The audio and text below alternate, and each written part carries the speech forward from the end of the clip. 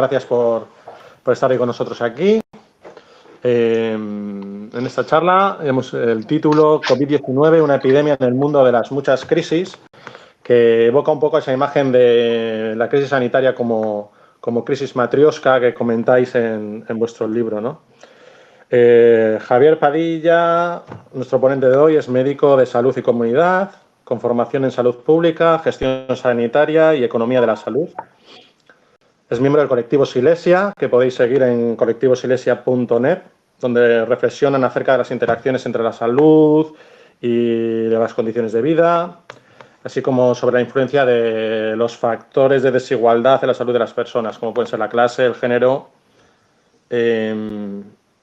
Viendo estos días, he visto que habéis puesto en abierto en la propia web de Colectivos Silesia la obra colectiva Salubrismo o Barbarie, en la que participa también Javi. Así que os animo a que echéis un vistazo, a los demás también. Aparte de eso, Javier Padilla es autor del libro ¿A quién estamos dejando morir?, que también va un poco en esa misma línea. Es una obra prepandémica, pero que creo que ya adelanta también o trata algunos temas que ahora se han puesto encima de la mesa a raíz de esta crisis sanitaria. Y escribió también, junto con Pedro Gullón, Epidemiocracia. Nadie está a salvo si no estamos todos a salvo, ¿no? Y como hemos estado comentando antes también, pues es miembro de Más Madrid. Como decía, agradecerte tu predisposición y tu presencia aquí hoy. Agradecer al resto también que estéis aquí, no sé si madrugando, pero un sábado a la mañana.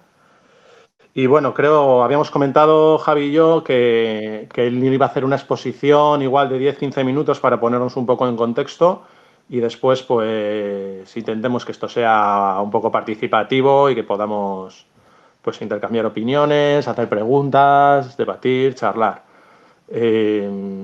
Podemos hacer uso de la utilidad esta de levantar la manita y tomamos nota, o incluso si vemos que no montamos mucho barullo al hablar, pues podemos también igual incluso intervenir directamente, ¿no? Ya que no estamos tanta gente. Te paso la palabra, Javi. Muchas gracias. Vale, pues nada, pues muchísimas gracias y nada, un placer para mí estar aquí. Sí, eso, la idea voy a hacer una especie de dibujar un poquito el marco, ¿no?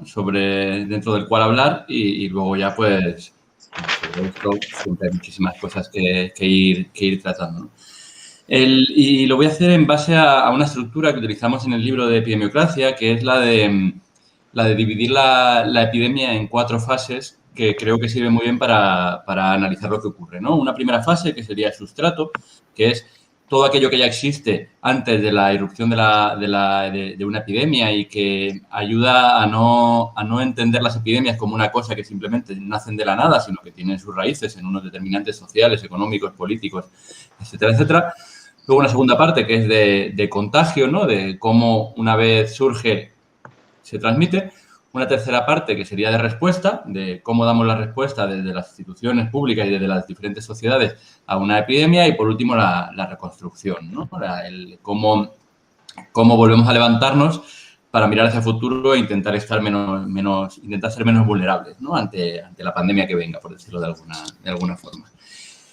En relación con lo primero, con el sustrato, nosotros utilizamos un concepto que ha comentado ya ahora mismo Félix, que es el de la crisis matrioska, ¿no? Nosotros, al principio de la pandemia, se hablaba mucho de que esto era una crisis sanitaria. Posteriormente, se empezó a ver que la crisis sanitaria estaba incluida dentro de una crisis económica y, a su vez, que la crisis económica estaba incluida dentro de una crisis mayor, que sería la crisis ecológica, y todo atravesado por una crisis de cuidados, ¿no? Entonces, las crisis vendrían a representar esas muñecas rusas que están unas metidas dentro de otras. Para explicarlo de una forma más clara y con el ejemplo mucho más claro, si buscamos las causas fundamentales de la situación que estamos viviendo, podemos ver que el número de brotes epidémicos y nuestra vulnerabilidad a las epidemias y a su difusión y a convertirse en pandemias se ha hecho mayor por nuestra mayor invasión de los ecosistemas, es decir, crisis ecológica, que se suma a un sistema económico basado en el transporte de mercancías y personas de un lado al otro del mundo como modelo económico de masas, tanto a nivel de turismo como a nivel de negocio, es decir, un sustrato económico que hace que lo que salta del animal a la persona se pueda trasladar de una punta de Asia a otra punta de América en unas pocas horas.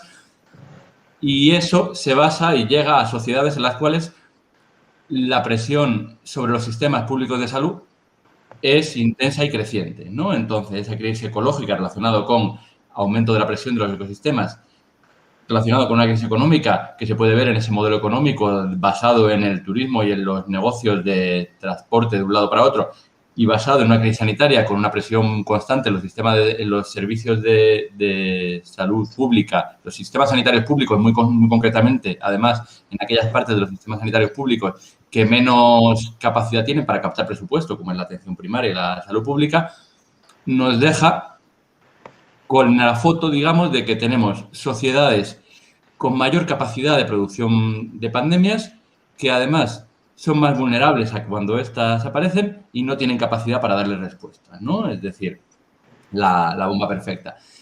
No en vano, si miramos un poquito hacia atrás, podemos ver que desde que empezó el siglo XXI hemos tenido el SARS en 2003, hemos tenido la gripe A en 2009, hemos tenido el ébola en 2014 y hemos tenido ahora el COVID, ¿no? Como grandes episodios de epidemias que se han convertido en pandemia por su gran expansión a nivel mundial, ¿no? Esta unión entre las diferentes capas de cebolla o las diferentes muñecas de la matrioska a la hora de hablar de una enfermedad nos debe hacer pensar en que las enfermedades no son, y las epidemias en concreto, no son problemas médicos, sino que son principalmente problemas sociales y problemas políticos, ¿no? Y esto, cuando estamos hablando de enfermedades infecciosas, tiene especial relevancia. En el ámbito de la salud pública, las enfermedades infecciosas siempre han caído dentro de un cajón desastre que se denominaba enfermedades transmisibles. Y el resto de las patologías caían dentro de lo que se denominaban las enfermedades no transmisibles. Es decir, el infarto de miocardio, la enfermedad pulmonar obstructiva crónica, la diabetes, se consideran enfermedades no transmisibles. Sin embargo, hay algunos epidemiólogos sociales que prefieren no hablar de enfermedades no transmisibles, sino hablar sobre todo de lo que se denomina enfermedades socialmente transmisibles. Es decir, el infarto de miocardio, la diabetes, la hipertensión, no se transmiten por el contacto interpersonal, pero que sí que se transmiten por la transmisión de unas condiciones de vida determinadas, ¿no? De forma que tenemos que ser muy conscientes de que existe una interacción entre las condiciones de vida en el marco de lo social, de lo político, de lo económico, de lo educativo, etcétera, etcétera, que van a impactar en la forma en la que se organizan nuestras ciudades, en el acceso que tenemos a alimentación, en las condiciones de trabajo en las que vamos a vivir, y eso va a modificar nuestra salud actuando de forma muy directa, ¿no? Esta interacción entre los determinantes sociales y la enfermedad no hay que mirarla solamente cuando hablemos de enfermedades como el infarto, como la enfermedad pulmonar obstructiva crónica, etcétera, etcétera, sino que tenemos que ser muy conscientes de que impacta también de forma muy clara en el marco del COVID, ¿no? Y esto es fundamental cuando hablamos de esa segunda parte, ¿no? Que es la segunda parte del contagio. En el mes de marzo, una de las primeras ruedas de prensa de Pedro Sánchez, ya después de una vez establecido el estado de alarma, una de las cosas que dijo era que el coronavirus no entiende de clases sociales. Eso lo dijo en una rueda de prensa. En la siguiente rueda de prensa ya abandonó ese marco porque alguien le debió decir que eso era una barbaridad. Pero sí que es cierto que a lo mejor en un primer momento esa idea del coronavirus no entiende de clases sociales lo que quería transmitir era que esto es una cosa que nos afecta a todos, ¿no? Ese uso discursivo del coronavirus no entiende de clases sociales para interpelar a toda la sociedad, lo que oculta, por otro lado, es que, aunque esto es una cosa que nos afecta a todos, no nos afecta a todos y todas por igual, ¿no? De forma que hemos podido ver cómo el coronavirus actúa diferenciándose por clase social y por diferentes determinantes sociales de salud a diferentes niveles, ¿no? Por un lado, porque hemos podido ver cómo las personas de clases sociales más desfavorecidas van a tener una mayor susceptibilidad a coger la infección, principalmente porque suelen trabajar en profesiones con un mayor nivel de exposición al público. En términos generales, todo eso que hemos llamado, trabajos esenciales, son esenciales, pero también esencialmente son trabajos mal pagados, trabajos muy feminizados y trabajos muy racializados, ¿no? Exceptuando posiblemente el de la enfermería y la medicina, ¿no? Todo lo demás sí que han sido trabajos que cumplen esas características y que son trabajos de alto nivel de exposición al público, ¿no? Creo que esta semana ha sido cuando el Ministerio de Inclusión, Seguridad Social, etcétera, etcétera, ha publicado algunos datos relacionados con las incapacidades temporales, donde se veía cómo aquellas profesiones con salarios medios más bajos son profesiones que han tenido una mayor tasa de infección, ¿no? Entonces, eso, hay un mayor nivel de susceptibilidad de exposición. Luego, una vez se contagian, hay una menor capacidad para cumplir las medidas que harían que la infección no se transmita dentro de un mismo domicilio o dentro de una misma vecindad, porque, bueno, hay que recordar que el aspecto fundamental para no transmitir la infección a tus convivientes es tener un entorno habitacional en el cual puedas aislarte y no transmitirse a los convivientes, ¿no? Allí en Euskadi, el grupo de OPIC, de la UPV, hizo un estudio muy interesante sobre impacto del confinamiento en la salud de la infancia. Uno de los aspectos que estudiaban era cómo los padres y las madres habían percibido el impacto sobre la salud mental o en términos generales sobre la salud de sus hijos y sus hijas, y lo cruzaban con cuáles eran las condiciones habitacionales de las personas de los padres y madres que habían respondido a esas encuestas, ¿no? Y se veía cómo aquellas personas que vivían en casas con humedades, sin ventilación, sin terraza o balcón, sin luminosidad, con menos habitaciones, etcétera, etcétera, percibían que el impacto sobre la salud de la infancia había sido mayor, ¿no? Entonces, bueno, tener esas condiciones de vida, especialmente las habitacionales, pero también las condiciones de subsistencia que hagan que uno, cuando le dicen confínate, se pueda confinar y no tenga que salir a buscar el sustento, es un aspecto fundamental, ¿no? A ese respecto, países con una alta tasa de economía informal, es decir, países sin capacidad para que las ayudas oficiales lleguen a la población, han tenido muchas mayores dificultades para mantener políticas de confinamiento estricto, ¿no? Como pueden ser muchos países de América Latina, ¿no? Entonces, otro de los aspectos fundamentales a la hora de pensar en estas dinámicas de contagio es las dinámicas de la construcción del otro, ¿no? Cuando comenzó la pandemia y cuando a principios de la pandemia eso que podemos llamar el otro era los chinos, a grandes rasgos, el artista Puto Chino Maricón salió en un desfile de moda con una inscripción en el pecho que decía I'm not a virus, ¿no? Yo no soy un virus. Eso que hizo él, eso que hizo allí Puto Chino Maricón, lo que básicamente estaba señalando era una dinámica generalizada e histórica a lo largo de todas las epidemias que hemos vivido en nuestra vida, ¿no? En todas las epidemias lo que hay básicamente es una construcción del otro al que señalamos como el culpable del contagio. Una construcción del otro que puede ser como colectiva, los chinos, o como individual, María la tifoidea, que era Mary Malone, que era una sirvienta en Estados Unidos que se vio que es la primera persona en la que se describió la situación de portadora asintomática de la fiebre tifoidea y que entonces era como la señalada porque fue contagiando a diferentes familias que la iban empleando. Pero puede ser colectivo o individual, pero siempre va a ser racista, los chinos con el COVID, los africanos con el ébola, siempre va a ser clasista, Mary Malone, María la tifoidea, que al fin y al cabo era una sirvienta migrante, casi siempre va a ser edadista. Hay un episodio bastante alucinante, visto de forma retrospectiva, en el cual a Ronald Reagan le preguntaron que qué opinaba de que hubiera padres y madres que no quisieran que hubiera niños VIH en las mismas clases que sus propios niños, cuando ya se sabían perfectamente cuáles eran las vías de contagio del VIH, se sabía que compartir clase no suponía ningún tipo de riesgo, y Ronald Reagan básicamente dijo que comprendía perfectamente esas reticencias y que la ciencia podía decir lo que quisiera, pero que ser padre o madre tenía unas condicionantes que iban más allá del conocimiento científico, ¿no? Pues eso. Los niños, también señalados en el caso del COVID, como si fueran esa especie de supercontagiadores, ¿no? Y además esa construcción del otro, además de ser una cosa siempre desde el conocimiento, desde la posición hegemónica de construcción del discurso hacia posiciones más subalternas, esa construcción del otro siempre tiene etapas, ¿no? De forma que en el caso de España hemos podido ver cómo al principio eran los chinos, posteriormente el COVID era una cosa de las personas mayores, que hemos llegado a ver gente que justificaba la no toma de medidas en que solamente se mueren las personas mayores, que una cosa tremendamente sociopática y misántropa. Pero posteriormente empezaron a ser los niños, que era como una especie de discurso en el cual los niños no tenían que interaccionar con ninguna persona porque eran una suerte de supercontagiadores, que después se vio que no era así. Y ahora mismo estamos principalmente en la fase de los jóvenes, ¿no? Son los jóvenes los que no tienen ningún tipo de conciencia colectiva, etcétera, etcétera. Entonces son los que van a contagiarnos a todos, ¿no? Y en verano pasamos por una fase en la cual la culpa era de los temporeros que estaban recolectando lo que tocara en aquel momento, ya fuera en Aragón o en Cataluña, ¿no? Siempre hay un otro que construye ese discurso de exclusión, de odio y de señalamiento, ¿no? Que cuadra mucho en lo que Caroline Enke, la filósofa alemana, denomina el exhibicionismo del resentimiento, ¿no? Una construcción en la cual el otro siempre va a ser el culpable y es un otro que siempre suele estar atravesado por diferentes ejes de desigualdad, ¿no?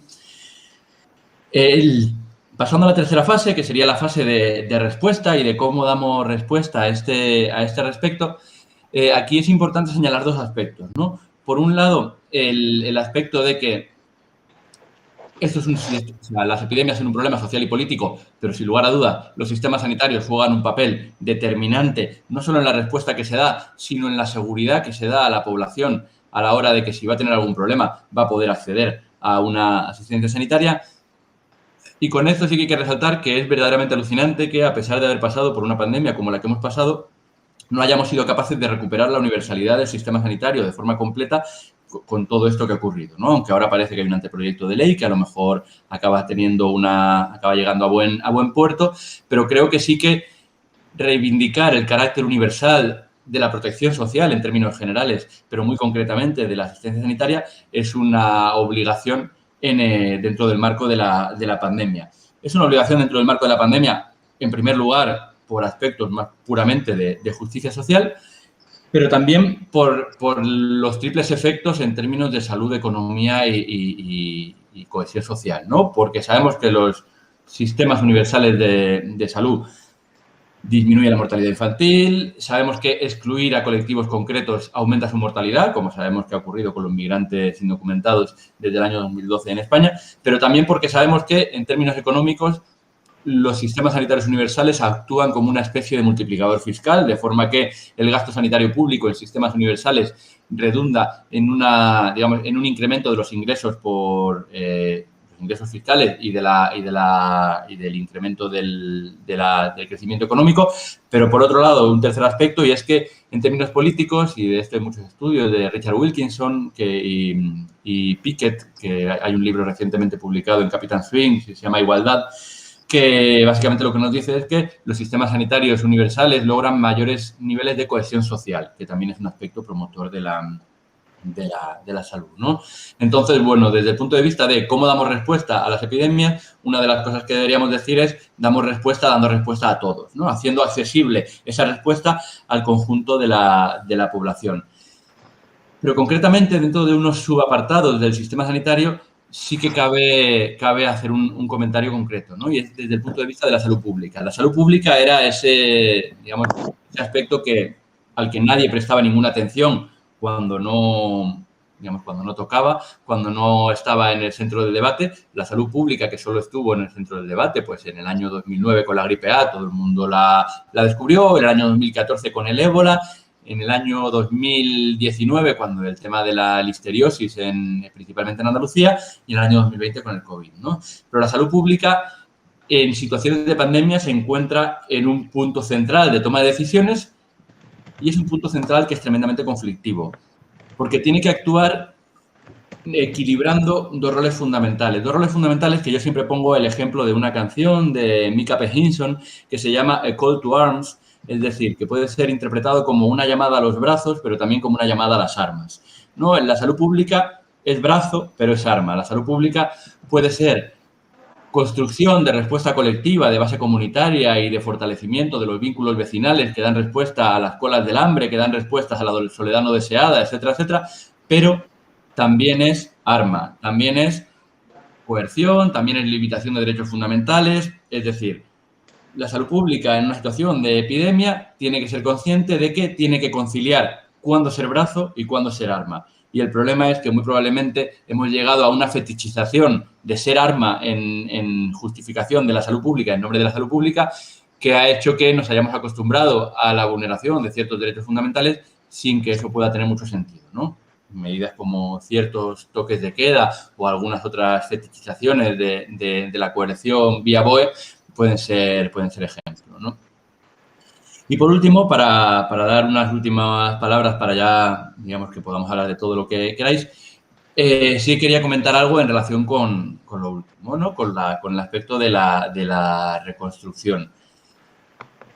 A la hora de cómo pensar cómo reconstruir todo aquello que ha quedado un poco desolado después de este año de momento, pero que será más de simplemente un año de pandemia, sí que creo que un aspecto fundamental es pensar qué peso vamos a poner en la reconstrucción en el equilibrio entre lo productivo y lo reproductivo. La respuesta inicial a la pandemia ha sido una respuesta muy centrada en lo productivo, es decir, con unos niveles altos de exclusión de las necesidades de la infancia, con una, digamos, secundarización o un echar a un lado todo lo relacionado con el marco de los cuidados. A día de hoy seguimos, por ejemplo, sin tener cubierta la prestación de quién va a cuidar a los niños y niñas cuando tienen que hacer cuarentena en el colegio. O sea, una cosa que parece una necesidad social tan clave que pasamos de puntillas por encima de ella y ya está, ¿no?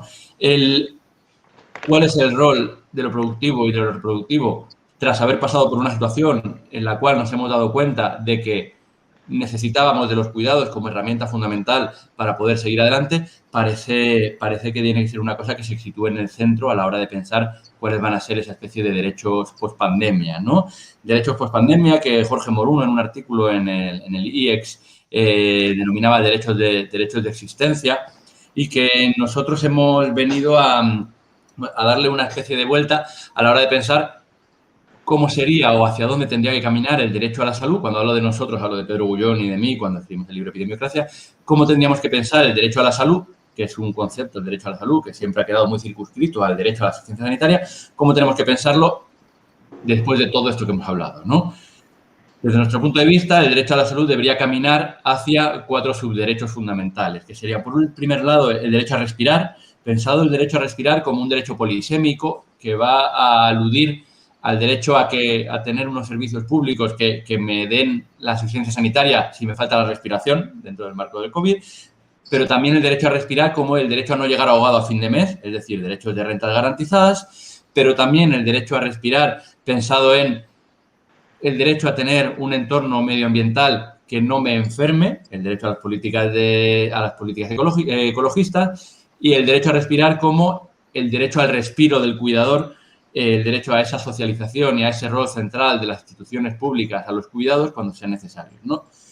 Por otro lado, además del derecho a respirar, tendríamos el derecho a lo próximo, entendido como el derecho a la cercanía, todo lo que se viene a denominar la ciudad de los 15 minutos, que tanto dibujan las iniciativas de París, pero también relacionado con las políticas económicas de cercanía, que tienen mucha relación con las políticas alimentarias, agroalimentarias y agroecológicas, pero también pensar el derecho a lo próximo como el derecho al futuro, ¿no? Siempre se habla de que en el siglo XX se hablaba mucho del siglo XXI, pero en el siglo XXI tenemos una incapacidad total y absoluta de pensar en el siglo XXII, ¿no? Lo que Marina Garcés llama la condición póstuma, ¿no? Pero que también, pues, Bifo desarrolla mucho como la incapacidad que nos ha generado el neoliberalismo de pensar más allá porque parece que ya hemos llegado al punto final, ¿no? Entonces, esa necesidad de pensar el futuro también parece fundamental a la hora de pensarnos con salud en el futuro, ¿no? Un tercer aspecto que sería el derecho al arraigo, y que está muy relacionado, por un lado, con la construcción de vínculos comunitarios, que seguramente sea una de las características fundamentales del neoliberalismo, la destrucción de esos vínculos comunitarios, pero también, y que señala muy directamente, a las políticas relacionadas con la vivienda, ¿no? La necesidad de no convertir a la población en nómadas cada 3 o 5 años, dependiendo de cuál sea la ley de vivienda que vaya a estar vigente en cada momento, ¿no? Y que hace que haya gente que no tenga capacidad de desarrollar proyectos de futuro largoplacistas porque cada X años va a tener que enfrentarse a una subida del alquiler que va a hacer que les expulsen, ¿no?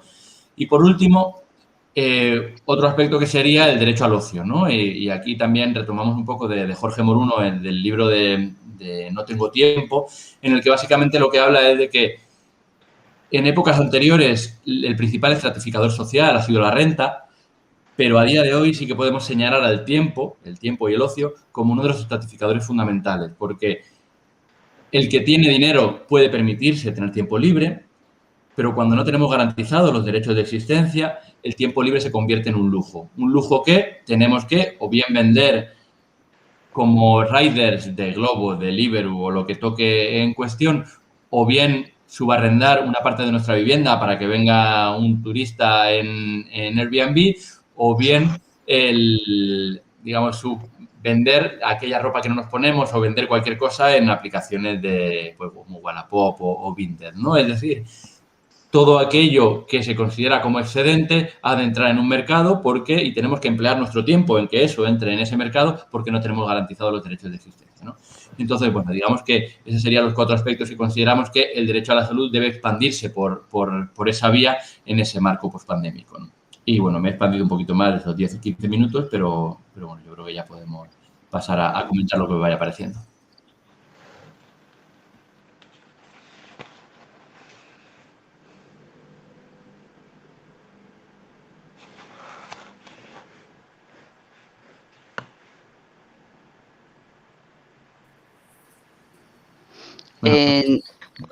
¿Hablas tú, Félix? No, si tienes algo que decir.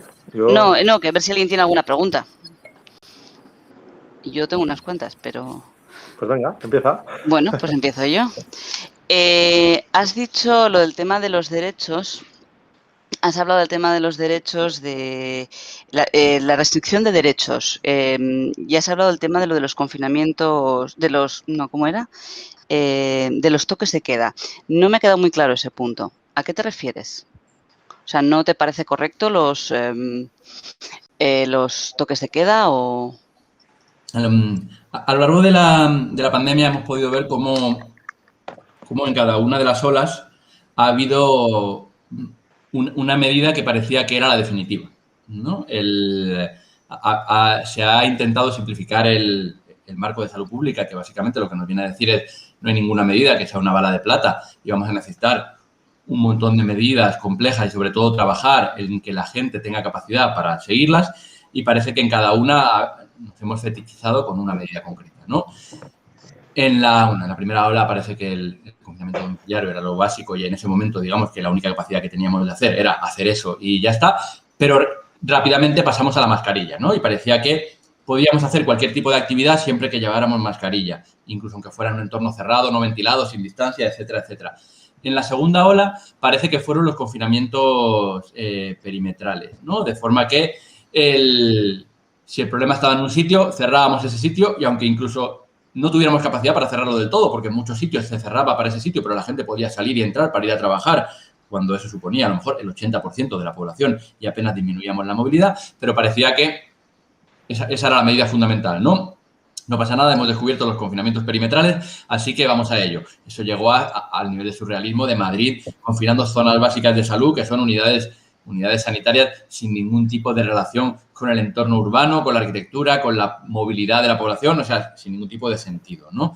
Y, bueno, a ese respecto tenemos un artículo recién que publicamos en preprint, yo con un par de colegas epidemiólogos, pero que ya está aceptado para su publicación, viendo su no efectividad. Y en la tercera ola, ese fetiche ha sido el del toque de queda, ¿no? Ha sido el de una política que parece que había bastante evidencia de que tenía una utilidad muy limitada, pero que se ha encumbrado al nivel de política fundamental, ¿no? De política fundamental cuando realmente nos expone ante un dilema desde el punto de vista de qué medidas estamos tomando con la limitación de la movilidad de la gente y de derechos fundamentales, porque no estamos hablando de que,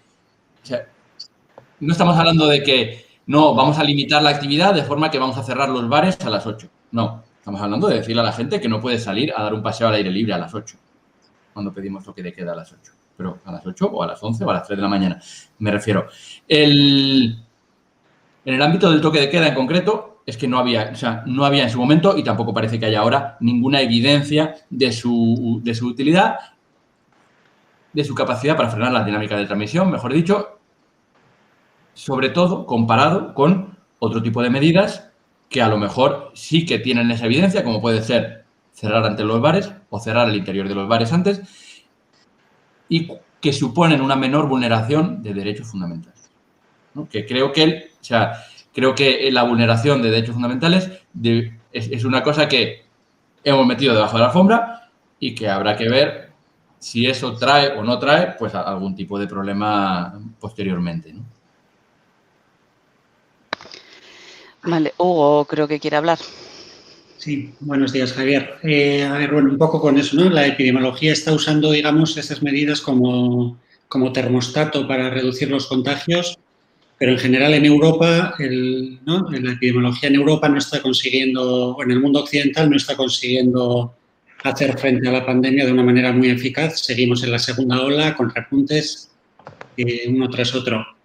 ¿Qué pensáis, bueno, tenéis alguna propuesta a día de hoy de qué se podría hacer mejor?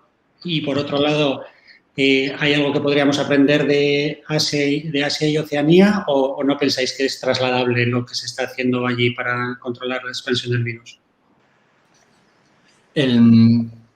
A la hora de comparar respuestas de diferentes contextos, yo creo que sí que es fundamental aludir a lo que hablamos inicialmente, a eso del sustrato, ¿no? Cuando en los primeros meses se veía cómo se hablaba de Singapur, se hablaba incluso de China, ¿no? Pero de Corea, etcétera, etcétera, y se señalaban como respuestas modélicas a lo que había ocurrido, una cosa que sí que comentábamos era, bueno, pero es que ellos ya habían pasado por algo parecido. O sea, en 2003 pasaron por una gran epidemia de altísima letalidad, porque eso sí que hay que señalarlo, además, que era el SARS, y además de que hubieran tenido varios otros simulacros, ¿no? Pero una parte muy importante de la respuesta que se ha dado en esos países ha estado ligada a todos los planes que se habían generado en el año 2003 en respuesta al SARS. Entonces, eso es un aspecto clave al principio, ¿no? Por otro lado, cuando el Michael Marmot, que es uno de los grandes popes del estudio de las desigualdades sociales en salud, del Reino Unido, él cuando hablaba de que mucha gente señalaba a países como Reino Unido, España o Italia como lugares en los cuales esto había ido especialmente mal, omitían la idea de que había un factor vertebrador en todos estos países que era la desigualdad social. Y no solo la desigualdad social, sino lo que podríamos llamar la década perdida de los servicios públicos, y es esa respuesta austeritaria que se dio desde el año 2008-2009 en relación a la contracción del gasto público y al rol que se dio al gasto público en aspectos esenciales muy invisibles como es la salud pública, que ha hecho que llegáramos ahora posiblemente en el peor momento en el que podíamos llegar. Entonces, una vez llega el virus a Europa, a una Europa a la que llega especialmente a aquellos lugares con una mayor, con un mayor índice de vuelos por 100.000 habitantes, porque no olvidemos que los países que peor primera ola tuvieron fueron, en términos generales, España, Francia, Italia, Reino Unido y Estados Unidos, que una de sus características es que son los países con mayor dependencia de los viajes internacionales. Hay un análisis de Thomas Glass, que es un epidemiólogo de la Universidad de Johns Hopkins, en el cual ve una capacidad explicativa del 30% de eso, que para ser una variable única es una capacidad explicativa tremendamente grande. Cuando esto ya ha llegado aquí, decimos, vale, ¿y ahora cómo lo paramos? ¿No? Y empiezan a surgir voces, especialmente voces ahora mismo, con lo que se denomina la estrategia de cero COVID, ¿no? Es decir, no podemos ir a escenarios de mitigación, tenemos que ir a escenarios de supresión. Vale. Pero ¿tenemos capacidad desde el punto de vista de nuestras instituciones públicas para suprimir? ¿O es que la mitigación es lo más a lo que podemos llegar? Recordemos que en España, tras 3 meses de un confinamiento domiciliario muy estricto, con la mayor tasa de disminución de la actividad, de la movilidad de todos los países de nuestro entorno, no conseguimos una situación de supresión. No solo no conseguimos una situación de supresión, sino que en cuanto abrimos un poco, Aragón y Cataluña se desmadraron y poquito después se desmadró Madrid, ¿no? Y entre ellas, y creo desde mi punto de vista que lo hizo porque no tenemos la capacidad.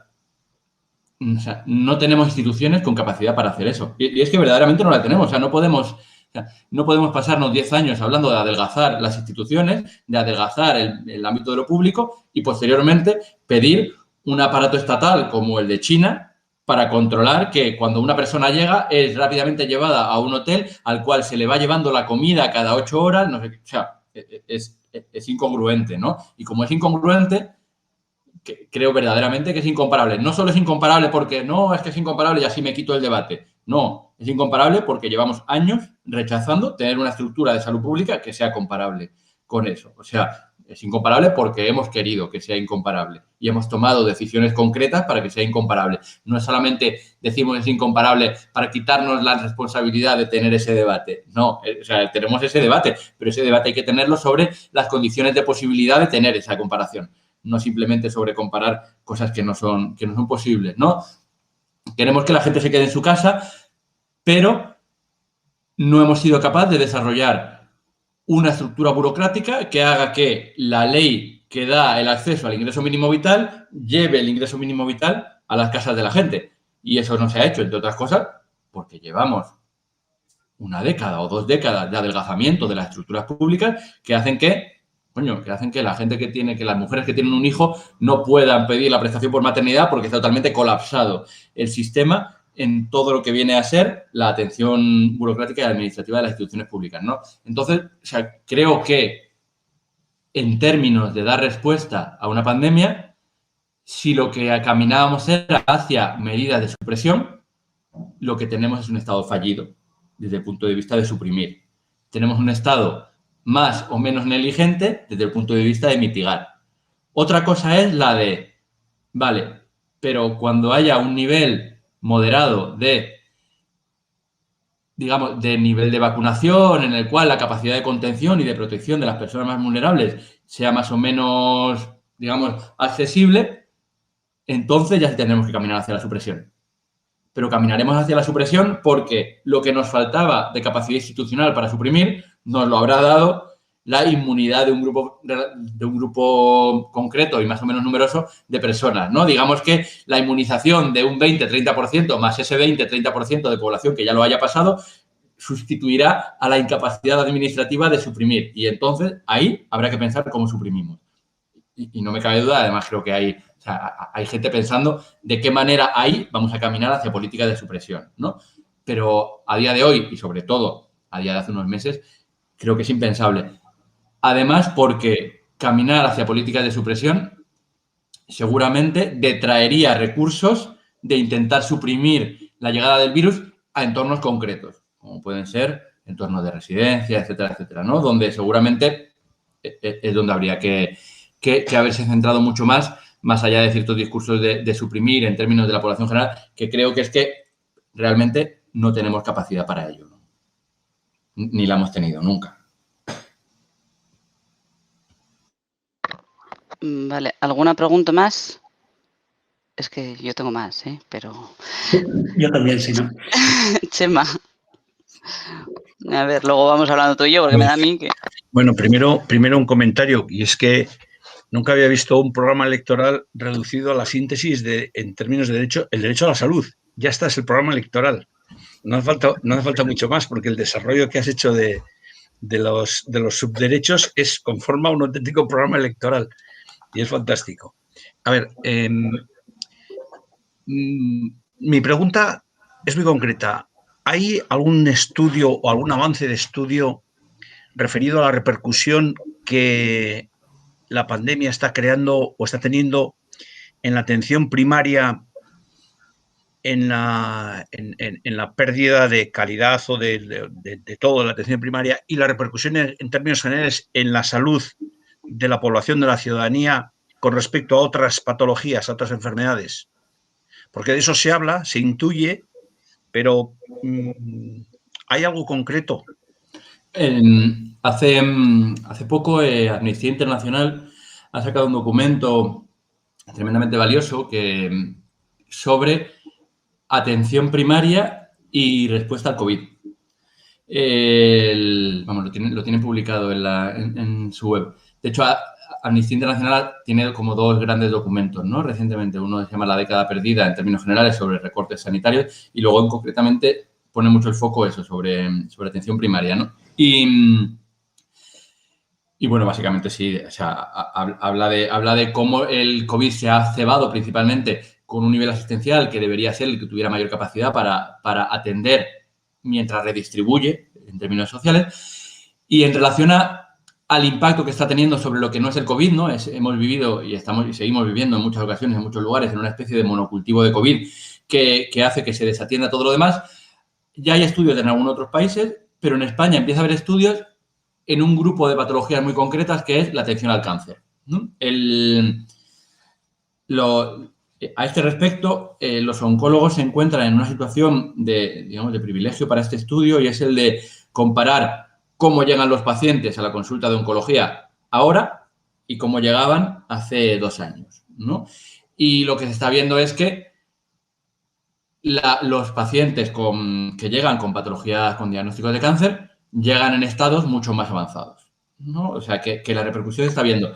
Y sobre lo que sí que hay datos y publicaciones es sobre cuál ha sido el impacto sobre la esperanza de vida. Que esto es bastante heavy porque, en general, que un hecho concreto impacte sobre la esperanza de vida es muy difícil, porque la esperanza de vida es una medida relativamente robusta que para que se modifique de forma sustanciosa tiene que haber un número de defunciones, especialmente un número de defunciones de gente que todavía no se tenía que morir, por decirlo de alguna forma, ¿no? Que esto suele ser como un concepto que a lo mejor puede quedar como muy, muy heavy, pero sí que es cierto que si se mueren muchas personas de 90 años, la esperanza de vida no se va a afectar apenas. La cosa es que si empezamos a ver que se muere también gente de 50, 60 años, la esperanza de vida sí que cae, ¿no? Y sí que se ha visto que, en concreto en España y en concreto en Madrid, ha caído muchísimo, ¿no? La esperanza de vida, ¿no? De forma que sí que empieza a haber estudios que señalan, por un lado, efectos sobre el sistema de provisión de asistencia sanitaria más igualitario que tenemos, que es la atención primaria.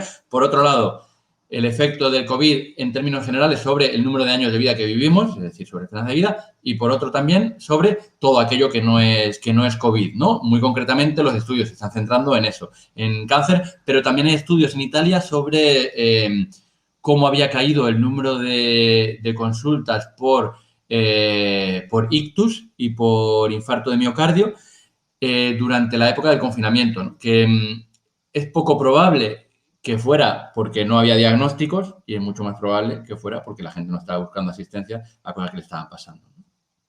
Y en relación a lo que decías del programa electoral, es que, bueno, hay un concepto que es uno de los ejes fundamentales de las políticas de la Organización Mundial de la Salud, ¿no? Al menos discursivamente, que es el que se denomina salud en todas las políticas, ¿no? Es decir, si nuestra salud está determinada por nuestro nivel educativo, la vivienda en la que vivimos, el entorno urbano en el que estamos, las relaciones de poder, los niveles de renta, etcétera, etcétera, a la hora de diseñar ese tipo de políticas, tenemos que tener en cuenta también que van a influir sobre la salud, ¿no? Intentar darle la vuelta al camino a ese camino, ¿no? Y entonces, pues se habla de salud en todas las políticas, del mismo modo que se habla de la evaluación de impacto medioambiental cuando vas a hacer una gran política urbanística, se habla de la evaluación de impacto en salud cuando vas a llevar a cabo una gran política en cualquier ámbito, ¿no? Igual que la evaluación de impacto de género.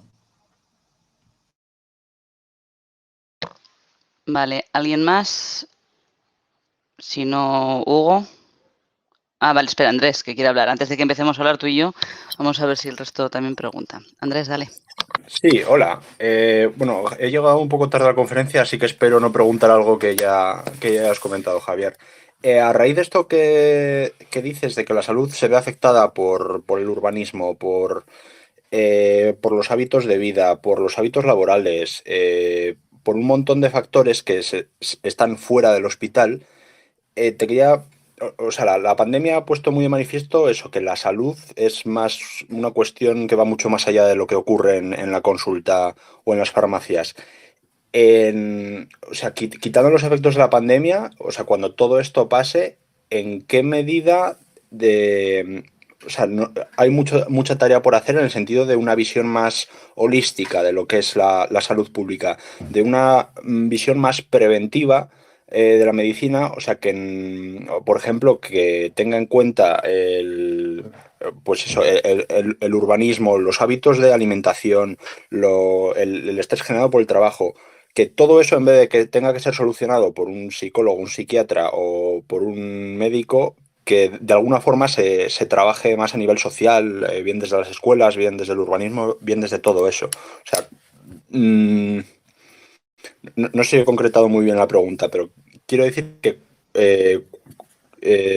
no sé si se plantea de alguna forma o si ya los propios médicos lo tienen en cuenta. Bueno, los médicos, digamos que aquí toca un poquito dar pasito atrás, al menos desde el punto de vista de médico clínico, por decirlo de alguna forma, ¿no? Creo que era Vicente Navarro el que decía que la medicina era una parte de la salud pública y no al revés, ¿no? Que solíamos pensar que era la salud pública lo que era una parte de la medicina.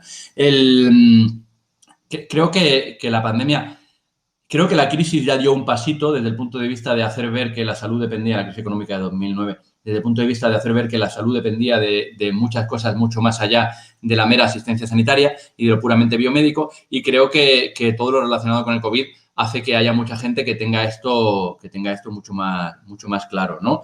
Lo que ocurre es que esto hay que traducirlo en cosas concretas, ¿no? Creo que es necesario llevar el mensaje de salud a otros ámbitos que no son el ámbito de lo puramente sanitario. A ese respecto, creo que sí que hay un cambio de marco que es fundamental, que es lo que se denomina el marco de la salutogénesis. Habitualmente, cuando hablamos de salud, no hablamos de salud, sino que hablamos de enfermedad, ¿vale? Y hablamos del sistema público de salud cuando realmente es un sistema público de enfermedad, en el cual lo que hacemos es atender cascada abajo, es decir, atender dentro de la cascada de los determinantes sociales de salud a las personas que han desarrollado una enfermedad e intentar reconstituirles la salud en lo que podemos, ¿no? A ese respecto hay un modelo que se llama el modelo de activos en salud, el modelo de salutogénesis, que lo que dice es que hay que huir de la visión de déficit intentando identificar cuáles son aquellos aspectos que tienen capacidad para generar salud en el marco de la comunidad y potenciarlos, ¿no? Es decir, por ejemplo,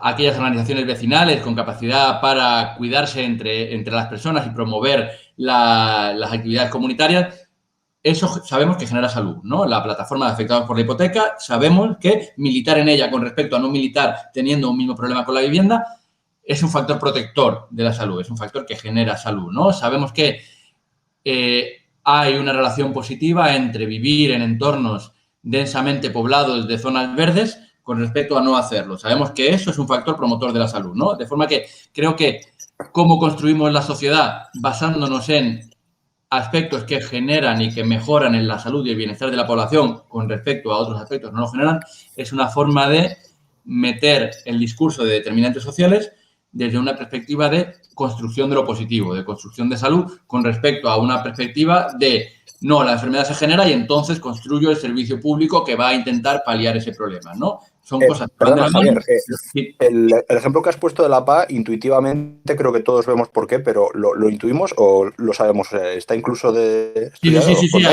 Sí, hay estudios. Hay una compañera mía llamada Elena Ruiz, creo que es el apellido, que ahora mismo está trabajando en el ministerio, ahora está de permiso de maternidad, que ella hizo el máster de Antropología de la Salud y Antropología Médica, se llama, en Tarragona, y su trabajo fin de máster fue un trabajo de observación militante en la plataforma de afectados por la hipoteca, y a partir de ahí se desarrolló una especie de cuerpo de conocimiento conjuntamente con la gente de la Escuela Andaluza de Salud Pública. En la página de Colectivo Silesia tenemos colgado el libro que ha comentado antes Félix, el libro de Salubrismo de Barbarie, y hay un capítulo relacionado con movimientos sociales, ¿vale? Movimientos sociales y salud.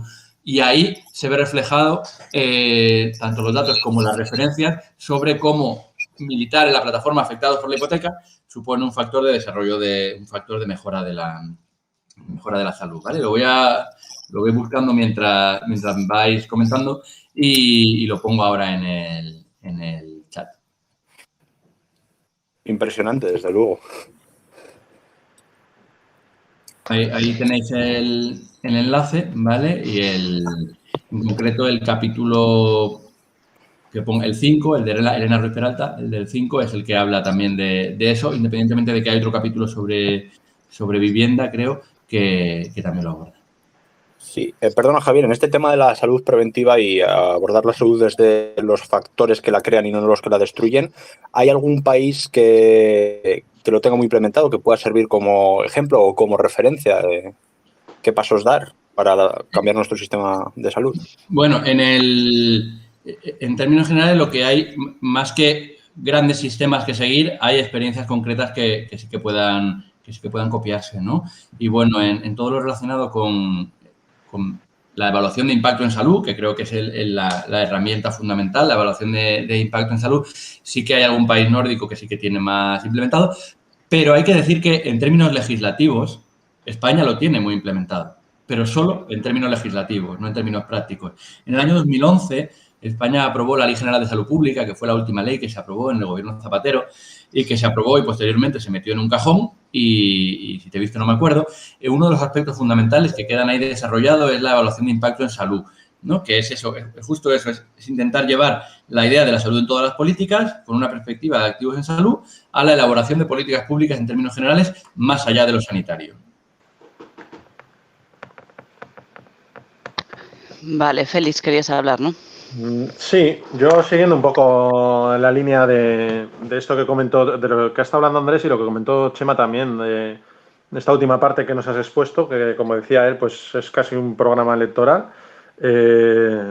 Me suena de cuando leí Epidemiocracia, que además hacíais una cita de, no sé, algún autor que mencionaba también esa relación entre salud y política, ¿no? No recuerdo cómo decía, la salud es política o la política no es más que una parte de la salud o no sé. Bueno, y me parece que eso, que dais esos 4 subderechos que van recogiendo muchos aspectos que has mencionado y que se pueden ir metiendo, ¿no? En el tema del tiempo y el ocio, pues mismamente el tema de la jornada de 32 horas, con el que estamos ahora, que está ahora bastante en boga. En el tema de la salud mental, que es del que también se ha estado hablando las últimas semanas. Hablas, por ejemplo, el derecho a lo próximo, el tema de la ciudad de los 15 minutos, que a mí se me ocurría que también nosotros estuvimos hablando, tuvimos otra charla hace un tiempo con el tema de la ciudad de la infancia, ¿no? Que me parece que es algo que encajaría ahí también muy bien. Igual eso habría que dar una repensada y hablar de la ciudad de la infancia, pero también de la ciudad de los ancianos, o bueno, al final construimos modelos de ciudad en los que quedan excluidos son los que se apartan un poco de la posición hegemónica, ¿no? Del varón con coche, trabajo y tal de mediana edad. Y eso es casi un comentario más que una pregunta, ¿no? Me parece que en la estructura esta que nos has asido, como del derecho a la salud, pues ahí podemos ir como encajando piezas que construyan, como dice Chema, un programa. Y un poco en relación con eso también, hablabas antes de la construcción del otro, que creo que has puesto otro ejemplo también, creo que contestando a Hugo cuando, no sé, creo que ha sido una de las preguntas de Hugo, cuando hablabas de esa incidencia mayor que había tenido la primera ola en países que dependían mucho del movimiento de personas, ¿no? España, Estados Unidos, Francia, has citado, que en cierto modo ahí también ha habido una construcción del otro, ¿no? De esos están haciéndolo mal porque fíjate cómo están sin tener en cuenta ese tipo de condicionantes. A la hora de construir este sistema de salud o este derecho a la salud para todos, con ese derecho a respirar o en el que se ponga ese equilibrio que decías entre lo productivo y lo reproductivo, ¿qué hacemos con uno de los temas o uno de los lugares donde más ha impactado esta crisis sanitaria, que ha sido el colectivo de la tercera edad y específicamente las residencias? ¿Qué modelo de cuidados o de residencias de ancianos sería deseable o hacia qué modelo podríamos caminar para un poco evitar esa vulnerabilidad? Pues bueno, la frase que recordabas era una frase de Rudolf Virchow que dice que la medicina es una ciencia social y la política no es más que medicina a gran escala. Eso es. Rudolf Virchow es uno de los padres de la epidemiología política, digamos, o de la epidemiología social. Y el colectivo en el que milito, el colectivo Silesia, se llama así por él, ¿no? Porque él era microbiólogo y cuando le mandaron a la Alta Silesia a abordar un brote de tifus, se dio cuenta de que lo que hacía falta allí no eran microbiólogos, sino lo que hacía falta eran cambios a nivel político y social, ¿no? Entonces, digamos, esa fue como su viaje a la Alta Silesia fue como una especie de epifanía para él en términos de alumbramiento de la epidemiología social y de ahí le tomamos, ¿no?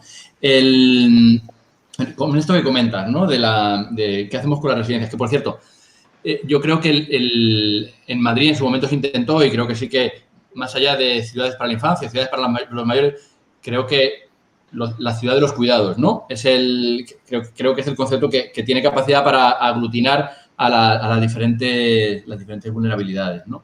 ¿Qué hacemos con las residencias? Bueno, de esto se está hablando mucho, ¿no? Y creo que en realidad hay dos aspectos.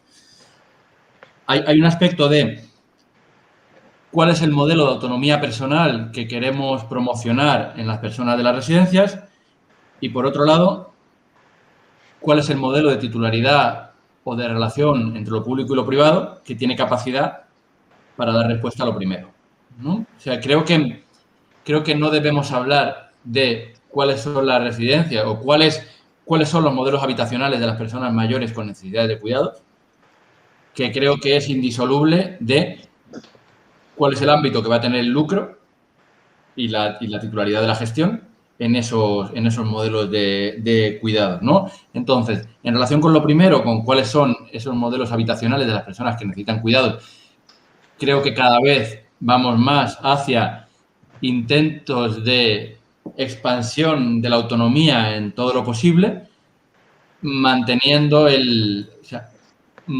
que la gente pueda vivir o bien en sus propias casas o bien en modelos de viviendas múltiples pero independientes, ¿no? Que si le ponemos el nombre de cohousing, pues se vende mejor, pero que en realidad lo que estamos diciendo es que la gente tenga posibilidad para vivir en entornos de máxima autonomía, pero donde se faciliten las relaciones de interdependencia y de provisión de cuidados y de servicios públicos porque estén allí, digamos, más juntitos, ¿no? Sí que es cierto que los modelos actuales de residencia son modelos muy basados en el parking, ¿no? Por decirlo de alguna forma, muy de personas que van a un lugar y pues ya está, de ahí no salen y ahí se hace todo y en los cuales, salvo muchas excepciones, porque es verdad que cada vez hay más excepciones a ese respecto, son modelos muy poco autónomos, muy poco independientes, donde la gente suele tener muy poca capacidad además para salir o entrar, en los cuales hay un reconocimiento de un alto nivel de dependencia que a lo mejor no es así para todos los residentes y entonces creo que la idea es caminar hacia eso, ¿no? Es decir, hacia lugares en los cuales haya muchos niveles de necesidad de cuidados que se intentan agrupar en entornos habitacionales porque sean modelos de viviendas autónomas pero que estén juntas, pero que la gente tenga gran nivel de autonomía, ¿no? Y eso creo que ha de ir muy ligado a la idea de que no puede haber un rol para el lucro en ese tipo de ámbito.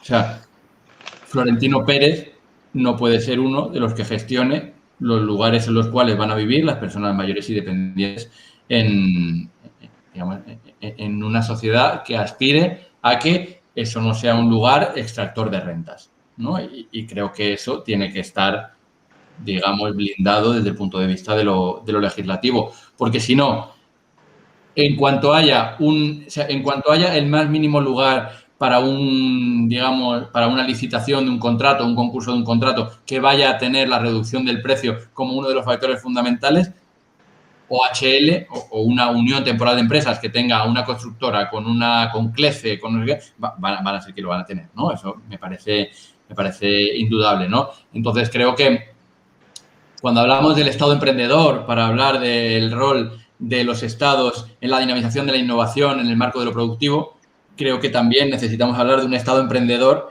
o de un Estado cuidador a la hora de la necesidad del Estado de liderar un rol público en el marco de los cuidados, ¿no? No nos podemos quedar solo con la parte productivamente atractiva del discurso de Mazzucato, sino que creo que es necesario expandirlo al marco de los cuidados, ¿no? Vamos, y esto no quiere decir que todo tenga sí o sí por qué ser estatal, pero desde luego creo que en el marco de los cuidados ha de haber un rol de lo institucional tremendamente fuerte y, sin lugar a dudas, de la regulación del mismo. O sea, hay que ser fuertemente regulacionistas a ese respecto. Vale, pues entonces pasamos a Hugo.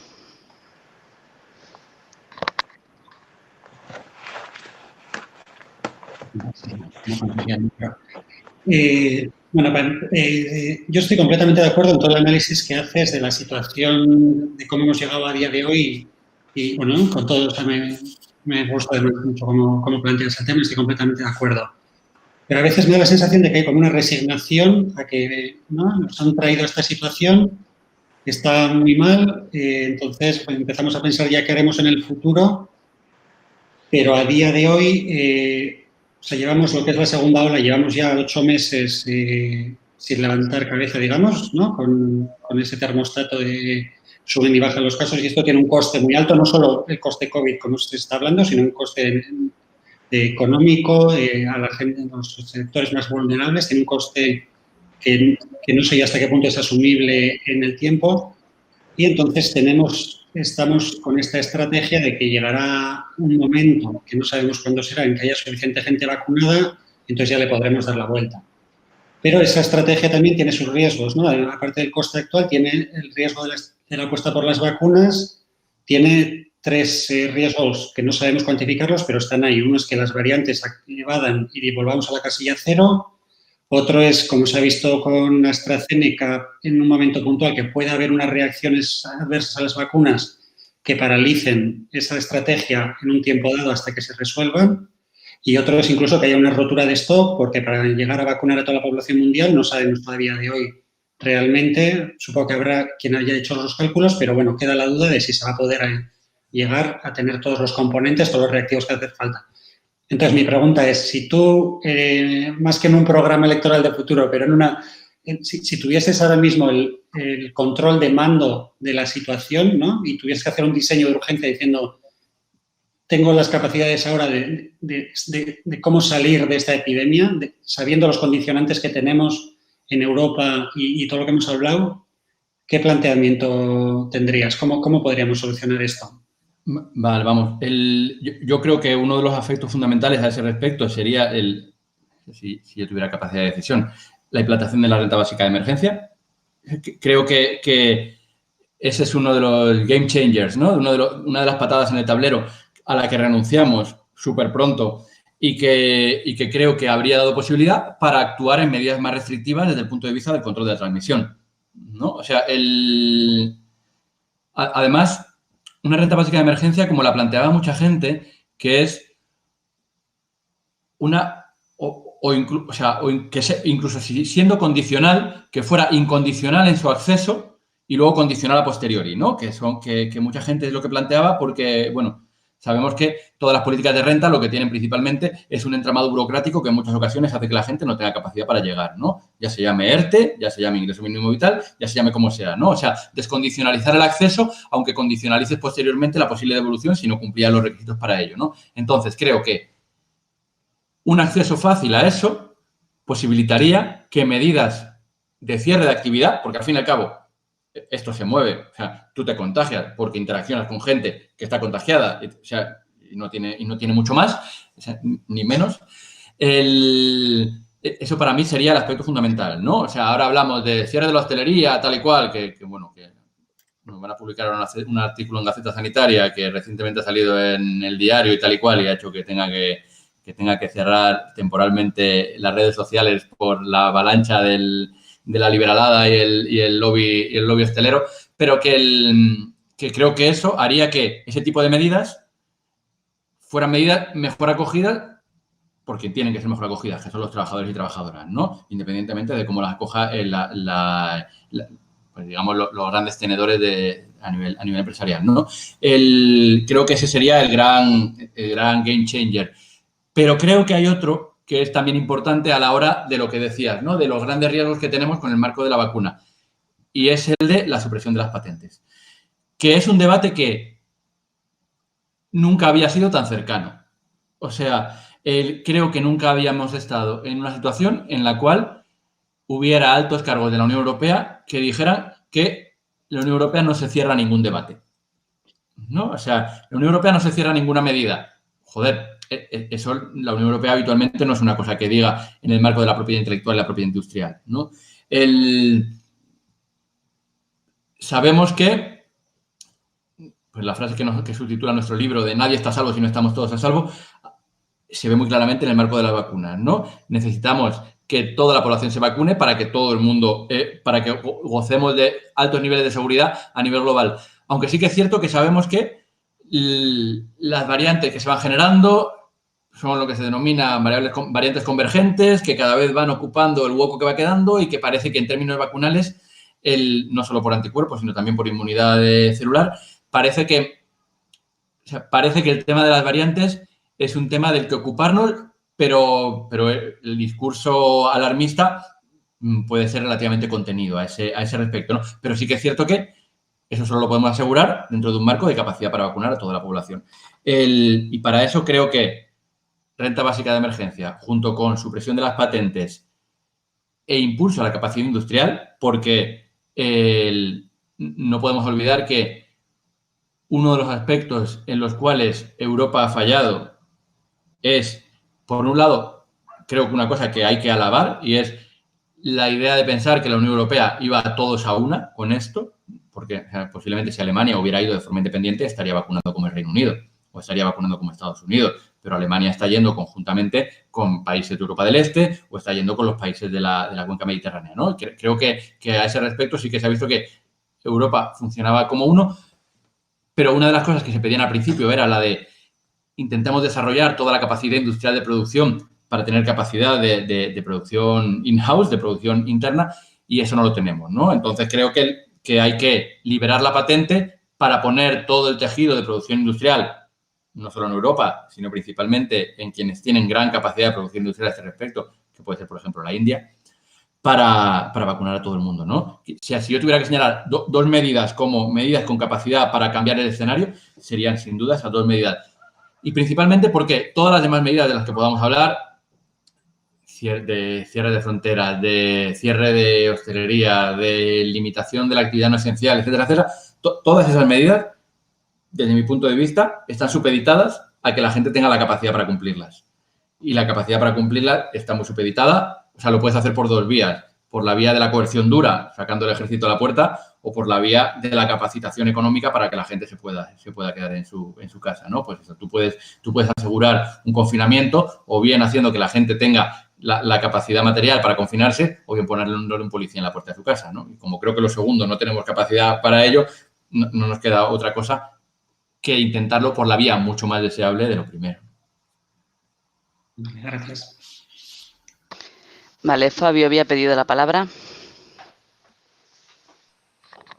He levantado la mano y luego le he bajado, pero no, era un poco una consideración respecto a lo que acaba de decir Javi, ¿no?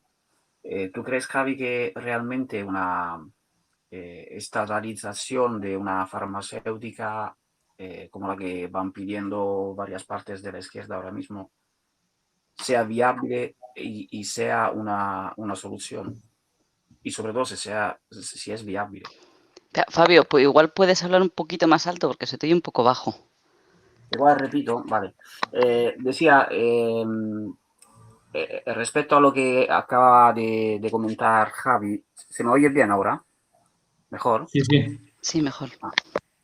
Eso decía que ¿tú crees que una estatalización de una farmacéutica es viable y puede representar una solución? Y sobre todo si es viable en estas condiciones y en España, en este momento.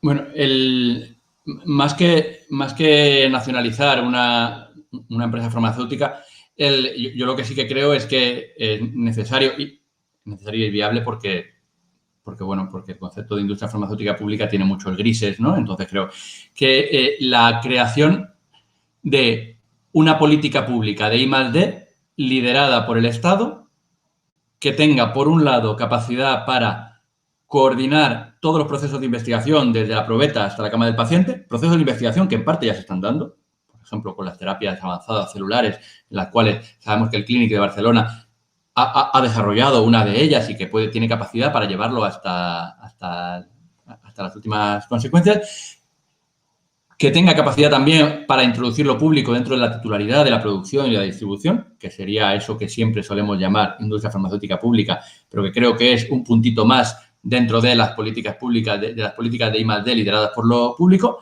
pero que también tenga capacidad para introducir criterios de interés público en la negociación de precios con la industria farmacéutica, es decir, la vacuna de Pfizer se fundamenta en conocimiento generado desde el año 1990 con financiación exclusivamente pública.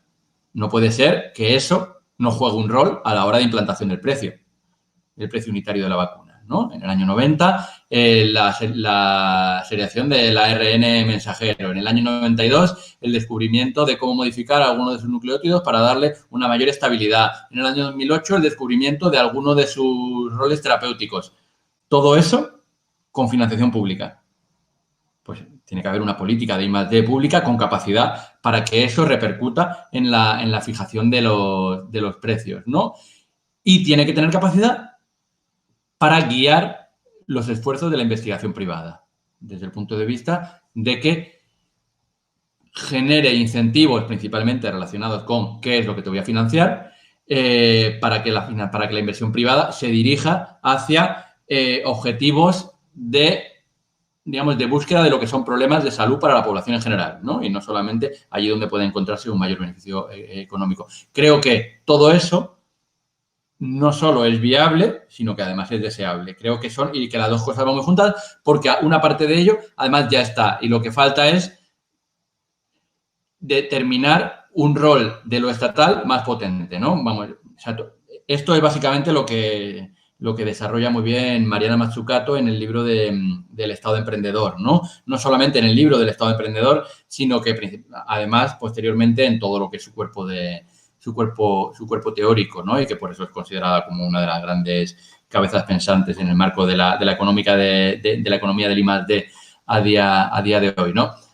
Yo creo que hay que intentar no fetichizar la idea de industria farmacéutica pública, sino que hay que pensar que la industria farmacéutica pública va a ser una herramienta más importante y con gran capacidad, además, de construcción dentro del punto de vista de un discurso en el ámbito de lo político, de construir una política de I+D de liderazgo público. Pero la industria farmacéutica pública será un papel más y que, además, en muchas ocasiones se defiende la necesidad de una industria farmacéutica pública para desarrollar medicamentos esenciales, para desarrollar medicamentos que han quedado desabastecidos porque no son rentables para la industria farmacéutica privada.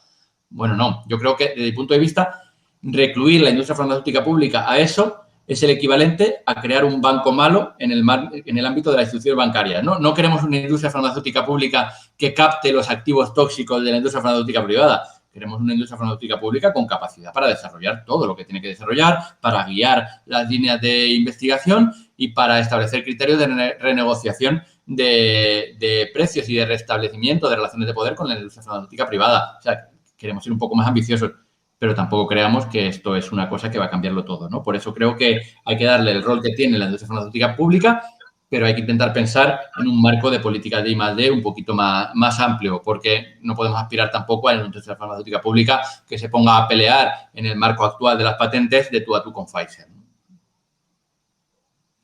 Sí, si no estoy equivocado, es algo parecido a lo que pasa en Cuba, ¿no?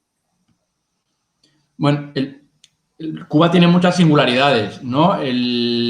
Cuba lo que pasa es que tiene un monopolio de todo lo que puedas imaginar, monopolístico en el punto de vista de lo estatal allí, pero Cuba tiene grandes problemas de universalización de eso, tiene grandes problemas de conversión tecnológica y de acumulación de capital tecnológico también, ¿no?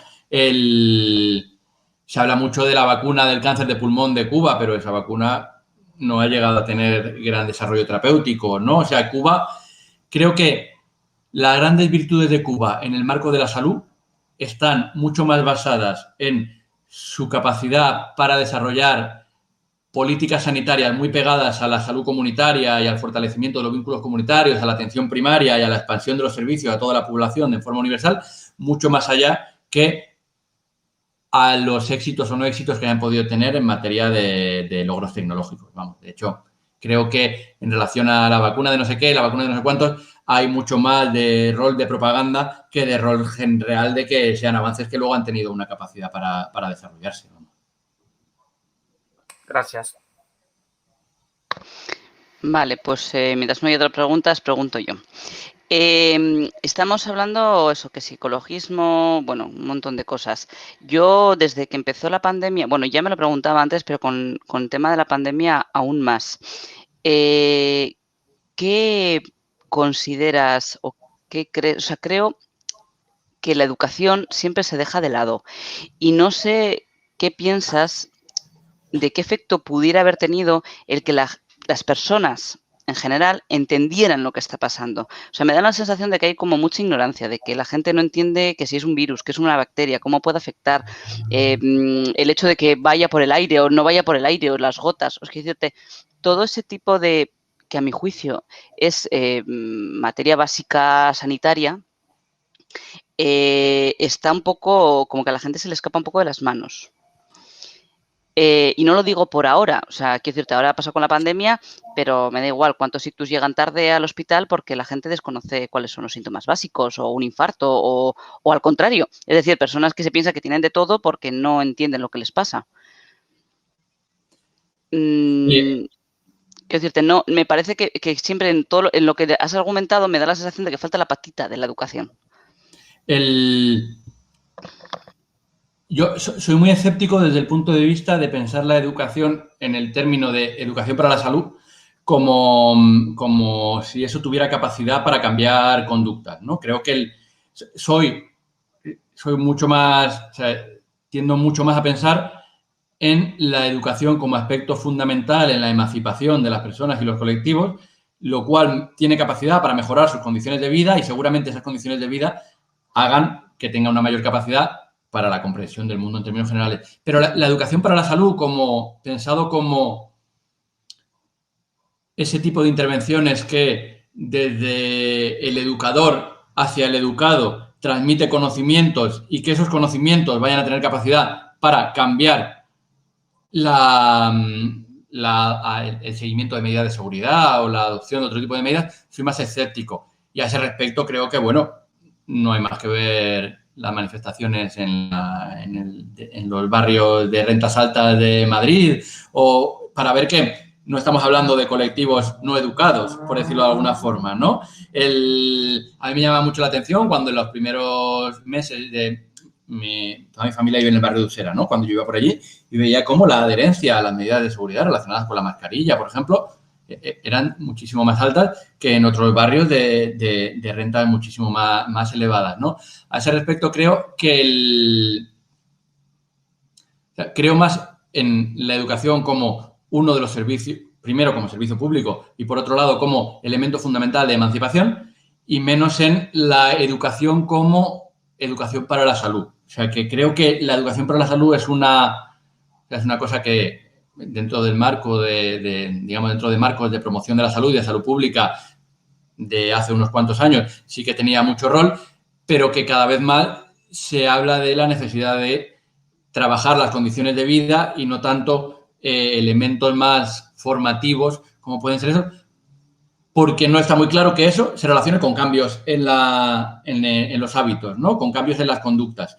Para cambiar las conductas, lo que hay que cambiar o intentar cambiar son, desde mi punto de vista, las condiciones de vida.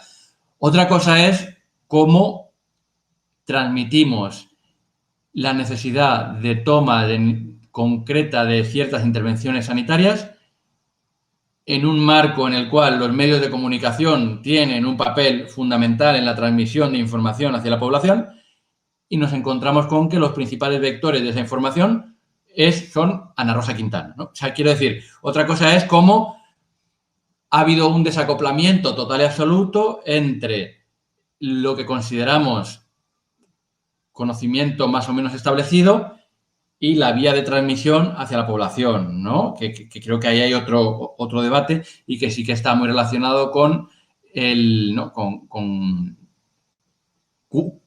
acceso a la información, pero acceso a qué información, ¿no? Y que hay mucho más que desarrollar. Pero desde mi punto de vista, el concepto de educación para la salud, entendido como, pues eso, ¿no? Como vamos a explicarte qué es lo que está pasando, creo que su capacidad para cambiar la realidad es muy limitada, vamos.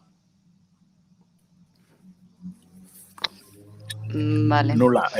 Perdón por intervenir, pero como profesor te puedo decir que Miguel Bosé o Ana Rosa Quintana pueden hacer en 5 minutos lo que cualquier profesor podía, vamos, nos llevaría milenios por llegar a tanta gente.